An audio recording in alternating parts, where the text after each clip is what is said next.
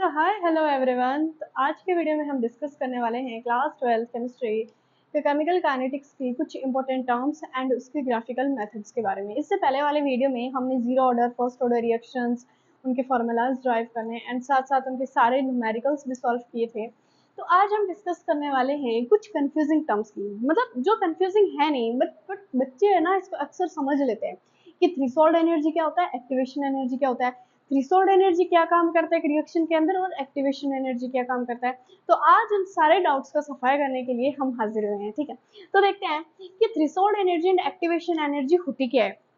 सबसे पहले तो मैं आपको समझाना चाहूंगी कि कुछ केमिकल रिएक्शन की कुछ बेसिक चीजें मैं भी बच्चों को नहीं पता होगी, कुछ बच्चों को। तो हमारा मान लो एक रिएक्शन है A + B = C। ये मेरी एक केमिकल रिएक्शन है, केमिकल रिएक्शन है जहाँ पे A + B मेरा रिएक्टेंट है एंड C जो मेरे को मिला है वो है प्रोडक्ट। अब आपने कभी सोचा है कि हमारा रिएक्शन से प्रोडक्ट बनता कैसे है। जैसे चलो A B C एल्जेब्रिक छोड़ के मैं आपको रिएक्शन ही लिख के दिखाऊं, जैसे N2 नाइट्रोजन प्लस हाइड्रोजन के 3 मोल्स, उसके बाद एमीन बन गया, एमीन के 2 मोल्स। तो यहाँ पे ये था हमारा रिएक्टेंट और ये था मेरा प्रोडक्ट। ठीक है, तो ये नाइट्रोजन और हाइड्रोजन से एमीन का फॉर्मेशन हुआ कैसे।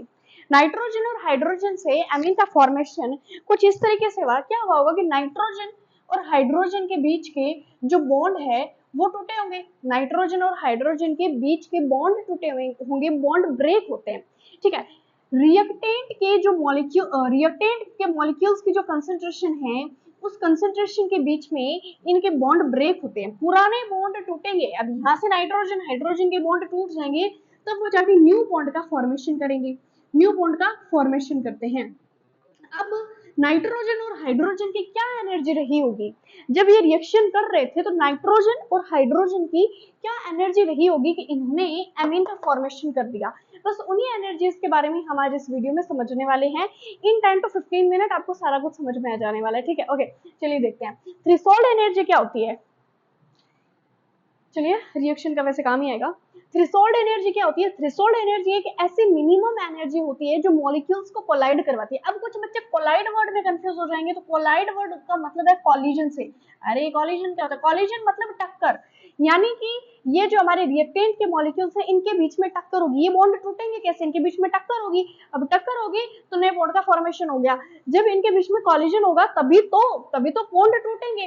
अब आप सोचोगे कि मतलब टक्कर कैसे होती है, मतलब नाइट्रोजन और हाइड्रोजन पड़े हैं उनको मैंने मिलाया और टक्कर होनी शुरू होगी। नहीं, उनको उस पर आपको प्रेशर क्रिएट करना पड़ता है, आपको टेम्परेचर देना पड़ता है, ये सारी चीजें आपको इसमें करनी पड़ती है, तब जाके इनके बीच में क्या होता है, टक्कर होती है। ठीक है, कॉलिजन होता है। तो थ्रेशोल्ड एनर्जी एक इस ऐसे मिनिमम एनर्जी है रिएक्टेंट के मॉलिक्यूल्स की जिसमें इतना कॉलिजन होना चाहिए कि आपका कॉलिजन इफेक्टिव हो। अब कॉलिजन इफेक्टिव का क्या मतलब है, कॉलिजन इफेक्टिव दो तरीके का होता है कॉलिजन भी, एक होता है इफेक्टिव, एक होता है नॉन इफेक्टिव। इफेक्टिव मतलब प्रभावित, नाम से पता चल रहा है। नॉन इफेक्टिव मतलब नॉन प्रभावित नहीं अप्रभावित। तो प्रभावित से मतलब ये, इफेक्टिव का मतलब ये है कि ये जो आपके रिएक्टेंट के मॉलिक्यूल्स हैं इनके बीच में सफिशिएंट कॉलिजन हुआ है ये प्रोडक्ट का फॉर्मेशन कर दे। नॉन इफेक्टिव का मतलब होता है कि इन रिएक्टेंट मॉलिक्यूल्स में इतना कॉलिजन अच्छे से हुआ ही नहीं है, रिएक्टेंट के मॉलिक्यूल्स में कॉलिजन परफेक्टली हुआ ही नहीं है कि ये प्रोडक्ट का फॉर्मेशन कर दे। आई बात समझ। चलिए फिर से देखो, इफेक्टिव कॉलिजन का मतलब होता है कि नाइट्रोजन और हाइड्रोजन के बीच में इतना अच्छे से, इनके बीच में इनके सारे जो मॉलिक्यूल्स थे उन सारे मॉलिक्यूल्स के इतने अच्छे से कॉलिजन हुआ है कि सारे बॉन्ड्स टूट गए, पुराने बॉन्ड टूट गए और नए बॉन्ड का फॉर्मेशन हो गया। वो तो इफेक्टिव कॉलिजन। नॉन इफेक्टिव होता है जो कॉलिजन अच्छे से नहीं कर पाता है। जब कॉलिजन अच्छे से नहीं कर पाएगा, अपने पुराने बॉन्ड अच्छे से नहीं तोड़ पाएगा, तो न्यू बॉन्ड का क्या फॉर्मेशन कर सकता है, आप खुद सोचो। ठीक है, तो हमारी थ्रेशोल्ड एनर्जी हमारे रिएक्टेंट मॉलिक्यूल की एक ऐसी एनर्जी होती है कि इतनी तो आपको एनर्जी लगानी ही पड़ेगी जिससे आपका जो कॉलिजन होगा, किसका, रिएक्टेंट के मॉलिक्यूल्स का कॉलिजन होगा, वो इफेक्टिव होगा। यानी इतनी तो मिनिमम एनर्जी आपको खर्च करनी ही पड़ेगी। बोलो यहाँ तक क्लियर हुआ, यहाँ तक क्लियर हुआ। उसके बाद हम देखते हैं एक्टिवेशन एनर्जी। अच्छा, मैंने आपको जब मे भी कुछ बच्चों ने मेरा वो वीडियो देखा होगा और नहीं भी देखा तो बच्चों को पता तो होगा ही कि जो हमारा कैटलिस्ट होता है वो क्या करता है रिएक्शन में, वो रिएक्शन की स्पीड को फास्ट कर देता है। कैटलिस्ट के बारे में पढ़ के आए हो, कैटलिस्ट क्या करता है, रिएक्शन की स्पीड को फास्ट कर देता है। जैसे चलो मैं ये सारा लिक्विड मिटा देती हूँ। जैसे वापस मैं एमीन वाली रिएक्शन का एग्जांपल लेती हूँ। कि मैंने N2 प्लस 3H2 से मेरे को नाइट्रोजन और हाइड्रोजन से मेरे को एमीन बनाना है। अब मेरे को ये एमीन, मैं चाहती हूँ कि रिएक्शन जल्दी हो जाए, इस रिएक्शन में बिल्कुल टाइम ना लगे, मतलब बहुत जल्दी चाहती हूँ मैं रिएक्शन को। अब इस रिएक्शन को जल्दी करने के लिए मैं क्या करूंगी कि यहाँ पे कैटलिस्ट का यूज कर लूंगी। कैटलिस्ट का नाम होता है हमारा Fe, या फिर कोई ना कोई मैं इसको टेम्परेचर दे दूंगी। टेम्परेचर दे दिया मैंने, कैटलिस्ट दे दिया, तो इससे इसकी स्पीड बढ़ जाएगी। लेकिन कैटलिस्ट के बारे में कुछ विशेषता मैं साथ साथ में बताती हूँ चलती हूँ। कैटलिस्ट कभी भी रिएक्शन में एक्टिवली पार्टिसिपेट नहीं करता, मतलब ये सिर्फ स्पीड को ही फास्ट करेगा। इसका मतलब ये नहीं कि प्रोडक्ट में भी जाके पार्टिसिपेट करेगा कि लो मतलब प्रोडक्ट में भी साथ में बैठ गया, ऐसा नहीं होता है। जब आप नाइट्रोजन हाइड्रोजन को मिलाओगे तो आपको सिर्फ एमीन मिलने वाला है, सिर्फ आपकी रिएक्शन को तेज करने के लिए, आपकी स्पीड बढ़ाने के, आपकी रिएक्शन की स्पीड बढ़ाने के लिए आया था, बाकी उसका कोई किरदार नहीं होगा यहाँ पे। तो यहाँ पे हम Fe को नहीं लेंगे, सिर्फ एक्टिवली पार्टिसिपेट करता है, आता है, अपना काम करता चला जाता है, ठीक है। तो ये क्या करता है, कैटलिस्ट क्या करता है, हमारी एक्टिवेशन एनर्जी जिसको हम E से डिनोट करते हैं, एक्टिवेशन एनर्जी को कम करता है। अभी एक्टिवेशन एनर्जी क्या होती है, देखो एक्टिवेशन एनर्जी को ध्यान से समझना। एक्टिवेशन एनर्जी एक धक्का होता है, धक्का। आप ऐसे समझो कि आप झूले पे बैठे हो और आप अपने भाई बहन किसी को भी, जिसके भी साथ आप पार्क गए हो, पार्क में होते झूले या फिर जहां भी होते, मान लो आप पार्क गए हो और पार्क में आप झूलने गए हो, आप झूले पे बैठ गए। अब वो झूला किसी ना किसी को उसके पीछे प्रेशर लगा के, आप ऐसे बहुत सारे एग्जाम्पल समझ सकते हो, मेरे को झूला दिमाग में मैंने वो बता रही हूँ मैं। आप झूले पे बैठ गए हो तो उसको किसी ना किसी को प्रेशर लगा के, चाहे आप खुद लगाओ प्रेशर या पीछे से कोई ना कोई प्रेशर लगाएगा, तभी वो झूला आगे जाएगा, तभी वो झूले की स्पीड बढ़ेगी और वो झूला एक तरीके से, जिस मान लो आप बैठे हो तो वो रिएक्टेंट है, अब किसी ने पीछे से प्रेशर लगाया, किसी ने पीछे से फोर्स लगाया, तब वो आगे जाएगा, आगे की तरफ मूव होगा और एक तरीके से प्रोडक्ट का फॉर्मेशन करेगा।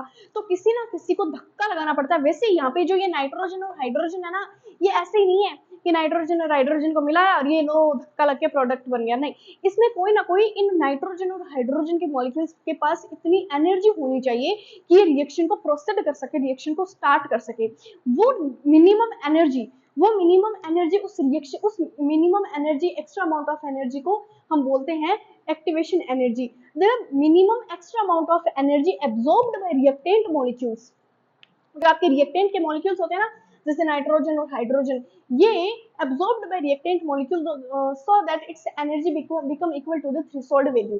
अब इसका क्या मतलब है, ये ना थ्योरी आपको जब तक नहीं समझ आएगी जब तक आप एक ग्राफ नहीं समझ लेते। मैं आपको एक ग्राफ के बारे में समझाती हूँ, बहुत ज्यादा इंटरेस्टिंग ग्राफ है, और बोर्ड एग्जाम में इस ग्राफ के बारे में और ये दो टर्म्स के बारे में तो पूछ लिया जाता है। ये जो थ्योरी मैंने लिखी है बहुत ज्यादा इंपॉर्टेंट है, ठीक है। चलिए मैं आपको ग्राफ के बारे में समझाती हूँ।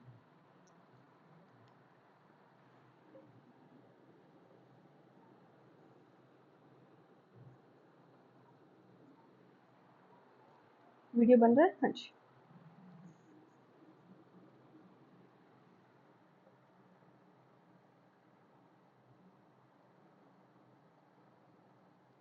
मैंने ग्राफ प्लॉट किया है रिएक्शन और एनर्जी के बीच में, ठीक है। मान लो यही कहीं हमारा प्रोडक्ट है, रिएक्टेंट है। अब आप कहोगे, पहला सवाल आपके दिमाग में क्रिएट होगा कि मैम आपने हमारा जो ग्राफ है वो यहाँ ओरिजिन से बनाना स्टार्ट क्यों नहीं किया, आपने इस ग्राफ को ऐसे ऊपर की तरफ लाइन करके रिएक्टेंट को ऊपर की तरफ शो क्यों किया। मतलब आप रिएक्टेंट को यहाँ पे भी तो शो कर सकते थे, आपको ऊपर ले जाने की क्या जरूरत थी। मैं ऊपर इसीलिए लेके गई क्योंकि रिएक्टेंट की ये कोई ना कोई इंटरनल एनर्जी है, ये रिएक्टेंट की क्या है, इंटरनल एनर्जी। अब आई ई का यहाँ पे मतलब है internal energy, internal energy. Internal energy का मतलब जो आपके नाइट्रोजन, अच्छा रिएक्शन लिख देती हूँ, जो आपके नाइट्रोजन और हाइड्रोजन है उनकी कोई ना कोई तो एनर्जी होगी। अब नाइट्रोजन है, नाइट्रोजन के अंदर उसका एटम है, न्यूक्लियस, इलेक्ट्रॉन है, प्रोटॉन है, न्यूट्रॉन है, सब कुछ है।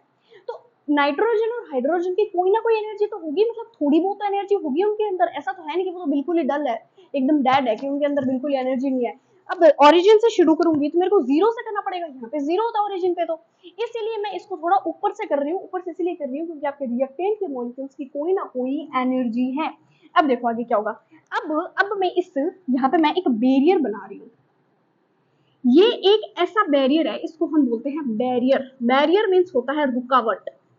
क्या होता है, रुकावट, रुकावट, ठीक है। अब ये बैरियर को हम बोलते हैं थ्रेशोल्ड एनर्जी, थ्रेशोल्ड एनर्जी। अब आपके रिएक्टेंट के मॉलिक्यूल्स को प्रोडक्ट में बदलने के लिए इस थ्रेशोल्ड एनर्जी वाले बैरियर को क्रॉस करना पड़ेगा, और जब इस थ्रेशोल्ड एनर्जी वाले बैरियर को क्रॉस करेगी तभी वो आपका प्रोडक्ट में बदलेगा। मैं आपको फिर से रिपीट कर रही हूँ, आपके जो रिएक्टेंट के मॉलिक्यूल्स है उनको अगर प्रोडक्ट का फॉर्मेशन करना है, जैसे नाइट्रोजन और हाइड्रोजन को अगर प्रोडक्ट का फॉर्मेशन करना है यानी एमीन बनाना है, तो उनके पास इतनी एनर्जी होनी चाहिए कि इस थ्रेशोल्ड वाले बैरियर को क्रॉस कर सके। अच्छा, मान लो एक बहुत ऊंचा पहाड़ है, अब मैं आपसे कहती हूँ कि आपको ये पहाड़ क्रॉस करके आगे मान लो कि आपकी कोई गुफा है, आपको ये पहाड़ क्रॉस करके आपको गुफा की तरफ जाना है। गुफा आपका प्रोडक्ट है, और वो जो पहाड़ चढ़ने के लिए कह रही हूँ वो आपको आपकी मिनिमम एनर्जी आपको लगानी पड़ेगी आपको प्रोडक्ट में फॉर्मेशन होने के लिए। मान लो आप यहाँ पे खड़े, ठीक है, यहाँ पे बड़ा सा पहाड़ है, मैं आपसे कहूँ कि आपको ये पहाड़ क्रॉस करना पड़ेगा क्योंकि गुफा आपकी उस साइड है, आपका प्रोडक्ट उस साइड है। आपका प्रोडक्ट कब बनेगा, जब आप इस गुफा को क्रॉस करोगे। मतलब आपको गुफा के पास पहुंचने के लिए, आपको प्रोडक्ट बनाने के लिए उस बड़े से पहाड़ को क्रॉस करना पड़ेगा। अगर आप उस बड़े से पहाड़ को क्रॉस करने की हिम्मत रखते हो, अगर आपके अंदर इतनी एनर्जी है, तो आप प्रोडक्ट का फॉर्मेशन कर सकते हो, आप गुफा के पास जा सकते हो, अदरवाइज बैठे रहो वहीं पे।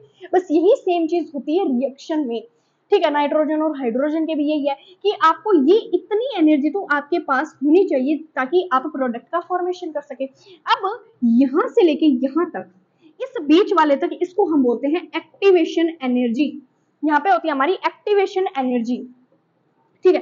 अब मान लो कि कुछ रिएक्टेंट के मॉलिक्यूल्स के पास तो इतनी एनर्जी है कि इस बैरियर को क्रॉस कर गए, वो, और प्रोडक्ट में फॉर्म हो गए।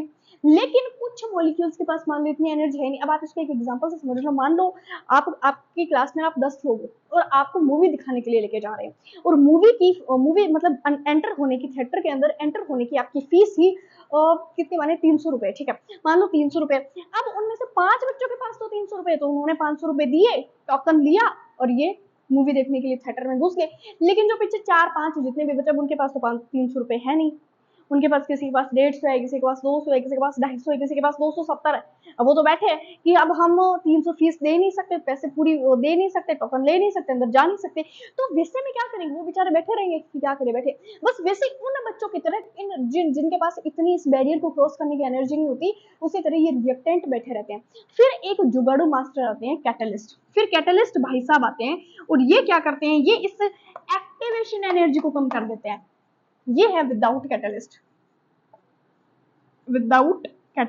वीडियो थोड़ा लंबा जा सकता है गाइस, बट प्लीज आप पेशेंसली देखो। इस वीडियो के बाद है ना, आपको यहाँ पे कोई प्रॉब्लम नहीं आने वाली है, ये मेरा आपसे वादा है, ठीक है। कोई इसमें न्यूमेरिकल नहीं है, सिर्फ थ्योरी और ग्राफिकल मेथड है, इतना इजी ग्राफिकल मेथड है, ठीक है।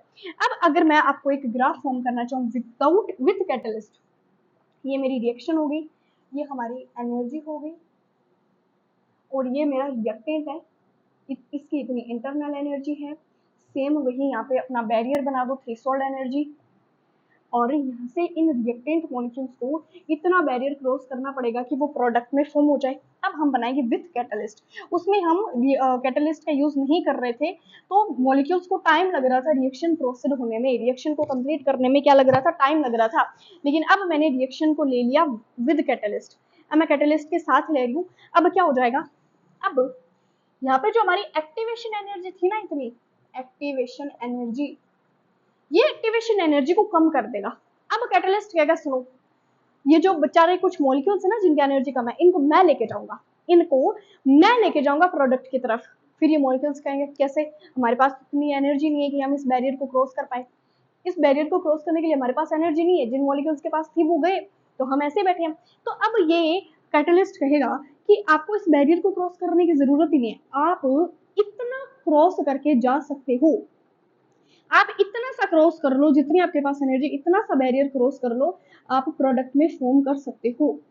तो ये हो गई आपकी एक्टिवेशन एनर्जी 1, और ये हो गई आपकी एक्टिवेशन एनर्जी 2, ठीक है। तो आपकी एक्टिवेशन एनर्जी को कैटलिस्ट ने क्या कर दिया, कम कर दिया। अब यहाँ तक तो आप थ्योरी पढ़ते आ रहे थे, अब आपने एक तरीके से प्रैक्टिकली ग्राफिकली मेथड से देख लिया।